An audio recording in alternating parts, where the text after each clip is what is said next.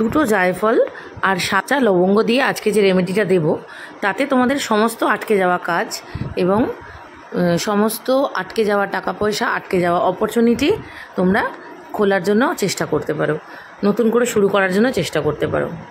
দুটো জায়ফলকে হাতে নিয়ে 14 বার হাতের মধ্যে রাব করবে আর মনে মনে বলবে আমার সমস্ত সমস্যা সমাধান হয়ে গেছে, আমি এখন খুব ভালো আছি।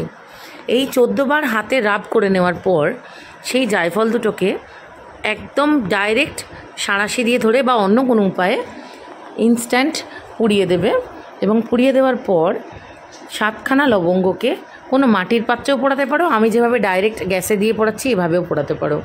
পুড়িয়ে পুরো জিনিসটাকে একসাথে একটা কাঁচের বাটিতে নিয়ে তোমরা গাছের গোড়ায় দিয়ে দেবে। এই যে দুটো জায়ফল আর 7টা লবঙ্গকে পোড়াচ্ছ, এইটা পোড়ানোর সময় তোমাদেরকে হাতের কর গুণে 108 বার বলতে হবে কনভালেক্সা কনভালেক্সা কনভালেক্সা। আমি লিখে দিচ্ছি বাংলায় এটা, যাতে বুঝতে পারবে না।